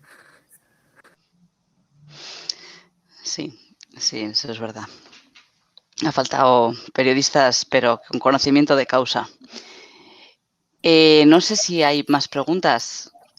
Yo, perdón, hilando con este tema, también que todo el auge del negacionismo no creo que se deba solo a una falta de cultura científica, que también, sino sobre todo a la miseria social. La gente en el momento que está desesperada se aferra a cualquier teoría y simplemente, o sea, yo creo que simplemente con que hubiese un escudo de protección social mejor, o sea, que no hubiesen pagado todas las consecuencias, primero de la crisis, luego de la pandemia, pues tanta gente de renta baja, no tendríamos ni tanto negacionismo ni de rebote tanto fascismo, así de propina. Pero vamos, que la educación como solución de todo es una cosa muy idealista y lo digo como profesor. Con el tema de negacionismo, o sea, yo, uno de los ámbitos de investigación es el relacionado con la reticencia vacunal, ¿no? Antes del COVID. Y bueno, a este respecto sí que en el marco del COVID se ve una singularidad dentro de lo que es la oposición a la vacuna o la reticencia a la vacuna.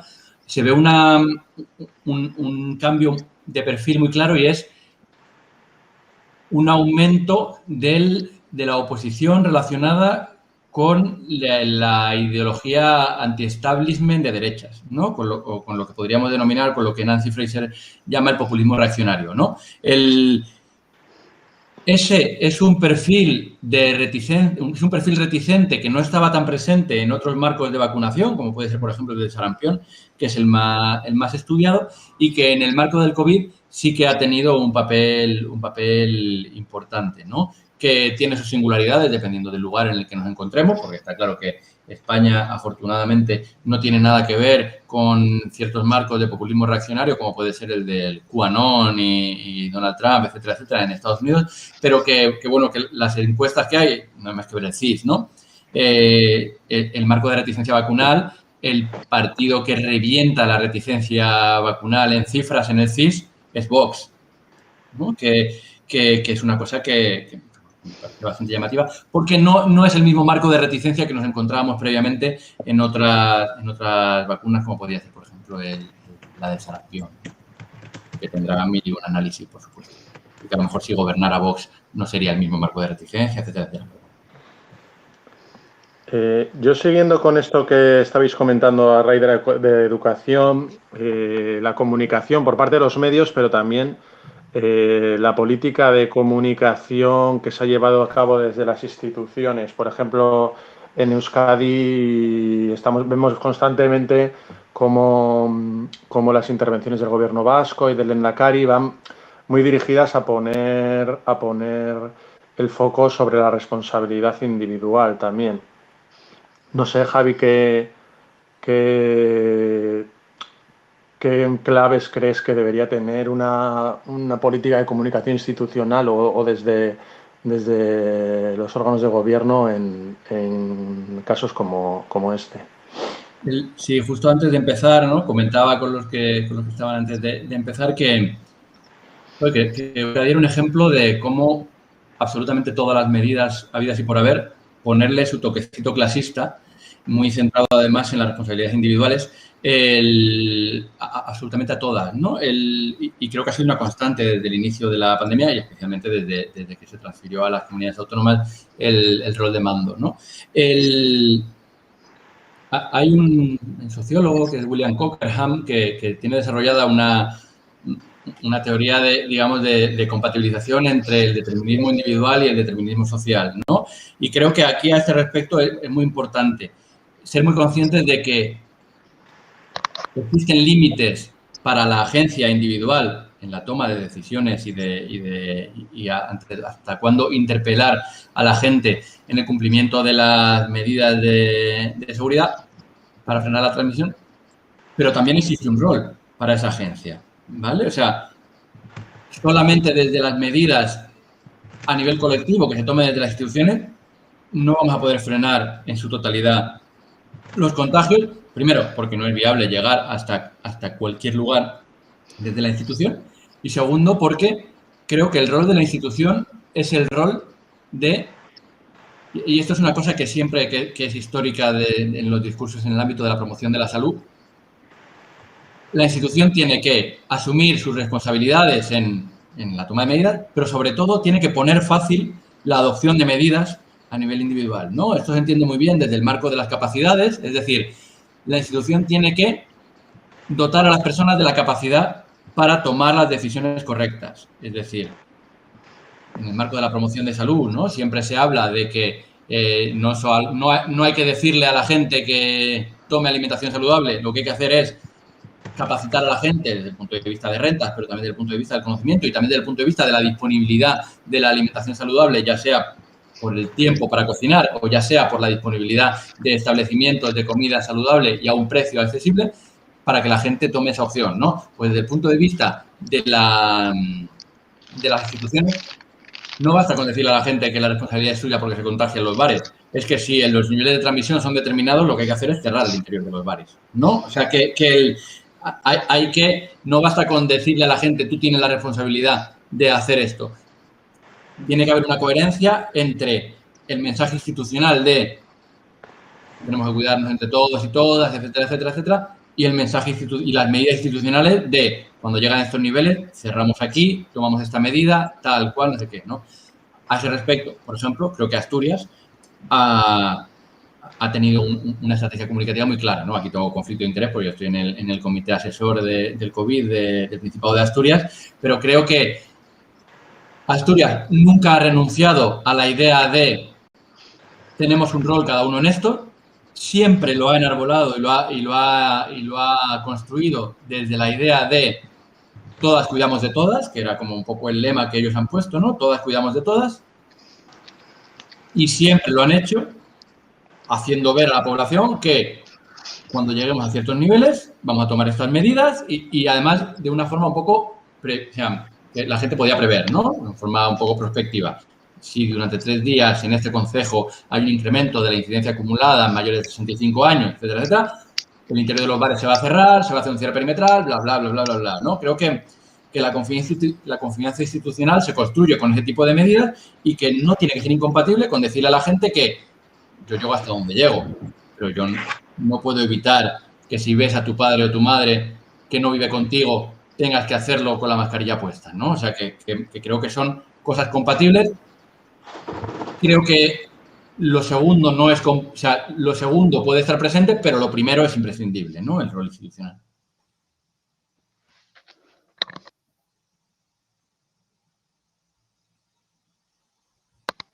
Hola, estoy hablando ahora sí. No sé si hay más preguntas. Bueno, yo voy a hacer un comentario. A mí la idea que has comentado de las residencias me ha encantado. O sea, el tema de las residencias, bueno, yo lo llamo con residencias comunitarias o viviendas comunitarias. Me parece que es el futuro y creo que hay que abogar por ello.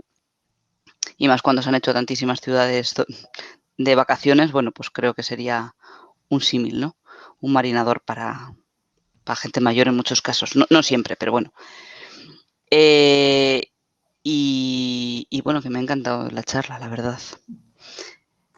Así que no sé si quieres decir algo más. Con el tema de las residencias hay un dato que a mí me parece que es muy claro y es que siempre se habla de las residencias como entornos donde intentar que hay que caminar hacia entornos que aumenten la autonomía de la gente, etcétera, etcétera. Los estudios actuales hablan de que más de 2/3 de las personas que están en residencia no quieren estar en residencia. O sea, seguramente una de las cosas hacia las que habría que caminar es hacia residencias en las que la gente quiera estar, ¿no? Que es algo como muy básico, pero que posiblemente como horizonte, o sea, siempre necesitamos horizontes en los cuales pensar las medidas que queremos poner, ¿no? Y creo que el horizonte de residencias en las cuales la gente quiera estar es un horizonte irrenunciable, ¿no? Y horizonte de los cuales la gente quiera estar y debería hacernos pensar por qué la gente no quiere estar. Por un lado, puede ser que la gente no quiera estar porque relacionamos las residencias con la vulnerabilidad y la pérdida de capacidad individual para cuidarnos de nosotros mismos. Pero en igualdad de condiciones, o sea, en una situación en la que la gente necesita unos ciertos cuidados, ¿por qué la gente no quiere estar en residencia? ¿No? Estamos hablando de 2/3. 2/3 es una barbaridad de la población residente, ¿no? Entonces, bueno, creo que sí, término viviendas comunitarias, me parece muy adecuado. A lo mejor hay que intentar, en un contexto en el cual lo comunitario parece que está... O sea, tiene unas connotaciones en las cuales a lo mejor tiene dificultad para generar mayorías. Hay que pensar en otro tipo de denominaciones, pero sin duda me parece ese el concepto, ¿no? Sin lugar a dudas. Sí, además eso, un poco con viviendas en usufructo, o sea, no tienen por qué ser, lo que tú decías un poco, las medidas que no tienen por qué ser públicas o privadas, sino que, oye, pues alguien pueda tener una vivienda de esas en usufructo mientras la necesite y luego pues pasar a otra persona, ¿no? Me parece que es un tema al que hay que fomentar y que hay que meterle caña. No sé si hay alguna otra cosa. Yo ya he repetido ya varias veces. No sé si quieres decir alguna cosa más o llevamos casi 2 horas. Bueno, hora y media. Nada, yo ya he hablado mucho, ¿no? No, y la verdad es que está muy interesante, ver, sí, otra forma de ver la salud. Y a mí me resulta muy interesante. Yo simplemente aprovechar para comentaros que sobre el tema de la industria farmacéutica pública, el otro día hemos puesto por ahí un link, ¿verdad? Se ha colgado alguna otra charla tuya. No sé si era de Más Madrid Salud o de... No, era de otra organización. Era de Pharmacritics. Era una organización de estudiantes que trabaja mucho temas de industria farmacéutica y tal y cual, que sí, que di una charlilla sobre de qué hablamos cuando hablamos de industria farmacéutica pública. En nuestro chat pusimos el otro día, el enlace está por ahí, ya lo rescataremos también para que... Y nada, no sé, si no hay más preguntas, lo que decía Cira. Yo iba a comentar eso, que también es verdad que durante la pandemia el Fernando Simón de Alemania, que no sé cómo se llama su puesto, bueno, sí que comentó que una de las razones que achacaba, que luego en la segunda ya sería un poco más discutible, un poco más cuestionable, ¿no? Pero durante la primera ola comentó que es posible que, aparte de los viajes, evidentemente, que se demostró que, vamos, España tiene muchísimo más turismo, creo que era la segunda, y que efectivamente todos los países afectados habían recibido más afluencia de tráfico aéreo. También comentó que... mentira, no fue durante la primera ola, fue yo creo que en el inicio de la segunda, porque nosotros empezamos antes, con la segunda ola.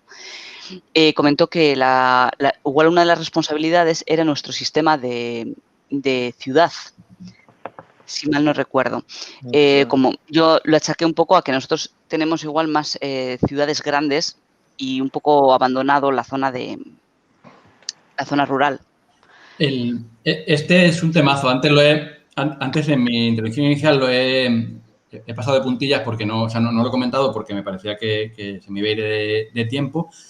Pero recientemente Usama Bilal, que es, además de ser amigo y compañero de muchas cosas, él es epidemiólogo en la Universidad de Drexel, en Filadelfia, ha publicado en la revista de FUNCAS, que es una de la Fundación de Caja de Ahorro, un artículo sobre organización de las ciudades y epidemias, ¿no? Porque esto nos enfrenta ante un dilema bastante importante y es: sabemos que la alta densidad de las ciudades es un factor relacionado con una mayor capacidad de transmisión de microorganismos como el SARS-CoV-2, pero en términos de salud, el ideal de la ciudad, digamos, de la ciudad sostenible en términos de salud, es una ciudad densamente poblada, porque tiene menor consumo de recursos, mayor capacidad de generación, depende de cómo se organice, depende del sistema económico, etcétera, etcétera, pero mayor capacidad de generación de vínculos comunitarios y mayor capacidad de los servicios públicos para poder llegar a toda la población. Entonces, sabemos que en términos, digamos, de lo que aúna todo eso, las zonas de las ciudades de rentas bajas son zonas menos consumidoras de recursos en términos medioambientales. Después estarían los núcleos menos poblados, menos densamente poblados, y después las que son como el gran mal para todo serían las urbanizaciones de rentas altas, ¿no? Y entre medias estarían las zonas de las ciudades densamente pobladas, pero las zonas de rentas altas que son muy consumidoras de recursos, porque las zonas de rentas altas son grandes consumidoras de recursos. Pero esto nos pone en una situación en la cual, para la salud que es COVID, las ciudades densamente pobladas son el mal, pero para todo lo que es salud que no es COVID, las ciudades densamente pobladas son el bien. Y además sabemos que, desde una perspectiva de las ciudades como elemento de consecución de derechos y lugares donde se da la lucha de clases, en términos de David Harvey, ¿no? del geógrafo marxista David Harvey, las ciudades son un lugar de pelea de derechos y de consecución de derechos. Entonces, es una respuesta jodida, ¿no? Y seguramente la resolución de este problema, que seguramente no tiene solución, debería ir muy vinculada a necesitamos ciudades densamente pobladas en las cuales haya una alta densidad, sobre todo, de recursos públicos, ¿no? O sea, la estratificación del COVID, la segregación del COVID en ciudades como Madrid, en los cuales veíamos cómo Vallecas, Carabanchel, Usera o Villaverde tenían unas tasas de contagio tremendamente elevadas, mientras que Barrio de Salamanca o El Pardo tenían las tasas de contagio más bajas, lo que nos habla es de que a lo mejor nuestro problema no es el de la densidad, sino el de la segregación, ¿no? Necesitamos ciudades densamente pobladas con un tamaño más manejable, porque el problema de Madrid también es un problema de escala, ¿no? Pero necesitamos ciudades densamente pobladas, no segregadas y con un rol de los recursos públicos mucho más distribuido, ¿no? A lo mejor la respuesta va más por ahí antes que esa evocación más anarcoprimitivista de me voy al campo y me convierto en una bomber, ¿no? O sea, que a lo mejor hay que ir hacia... ¿Hay una respuesta desde las ciudades a los fenómenos epidémicos? O sea, yo creo que sí. Voy a buscar el artículo de Usama para enlazarlo. Bueno, luego aparte de... O sea, el modelo, además del modelo de ciudad compacta, digamos, también hay muchas variables, ¿no? El tipo de viviendas, los barrios, lo que tú decías, la segregación, ¿no? Los barrios, el tipo de recursos que tienen o de equipamientos, ¿no? Bueno, una de las cosas que comentabais con el tema de esa mayor afectación de las personas de clase baja era también, por ejemplo, pues el no tener viviendas con lo que decías antes, con balcones o la mala ventilación o las humedades, etcétera, ¿no? Entonces, bueno, sí, ahí no basta con decir ciudades densamente pobladas, sino que también hay que ver cómo se construyen esas ciudades. Claro, por supuesto. Antes de que se me olvide, que yo antes tenía otra pregunta y no la he formulado, y es una duda que me surge claro, al principio de la charla has hablado del tema del medio ambiente y de cómo aumentan pues eso, todo el tema de pues, las mutaciones, cómo cada vez aumentamos, ¿no? La propagación de todo esto. Yo, claro, siempre me choca ese argumento con el hecho de que históricamente hablando ya existía, eso hay que decirte, han existido otras pandemias a lo largo de la historia. Entonces, no sé si tienes una explicación o una forma. Sí, de esto lo referenciamos en el libro. En los últimos 30 años ha habido un incremento de las pandemias y de las epidemias. Ha habido un incremento de los brotes y las situaciones epidémicas a lo largo del mundo, ¿vale? Es decir, que las pandemias, o sea, que las situaciones epidémicas y la zoonosis se relacionan con nuestra invasión de ecosistemas no quiere decir que sea un fenómeno unicausal, ¿no? a lo largo de la historia, los países de rentas medias altas y altas, y ahora ya en los países de rentas medias bajas y bajas, se ha experimentado lo que se denomina la transición epidemiológica. Es un fenómeno en el cual las enfermedades infecciosas habían perdido peso en la carga de morbilidad y de mortalidad de la población para pasar a ser protagonizado por las enfermedades crónicas, las denominadas enfermedades no transmisibles o enfermedades socialmente transmisibles que hemos comentado antes, ¿no? Infarto, cáncer, etcétera, etcétera, etcétera. Lo que ocurre es que en los últimos 30 años, y seguramente muy relacionado con las dinámicas de intensificación de los procesos económicos del Consenso de Washington, sí que se ha visto un incremento del número de casos y el número de brotes y epidemias a nivel mundial, de forma que coexiste el hecho de que las enfermedades infecciosas cada vez tienen un rol menos importante en términos generales en nuestras sociedades, pero los fenómenos epidémicos y pandémicos cada vez lo pueden tener más. Es un fenómeno paradójico, pero no incompatible, ¿no? De forma que en España la neumonía infantil no es una causa fundamental de mortalidad, pero en términos sociales, la vulnerabilidad a la llegada de epidemias producidas a partir de brotes zoonóticos sí que puede serlo, ¿no? Creo que es necesario ser conscientes de que esto es un fenómeno que se está dando y que no se estaba dando previamente. De forma que, sí, antes había peste, sí, vale, perfecto, pero es que hace 40 años no. Y en estos últimos años nuestra vulnerabilidad a estos fenómenos está siendo mucho mayor. O sea, existe un cambio de tendencia en lo que es la vulnerabilidad en estos fenómenos en los últimos 30 años. Y además un cambio de tendencia bastante estudiado y además muy relacionado con enfermedades zoonóticas, es decir, con enfermedades que pasan de animal a ser humano, que no se darían si no hubiera un mayor contacto entre animales que antes no tenían contacto con el ser humano y animales que ahora tienen contacto con el ser humano.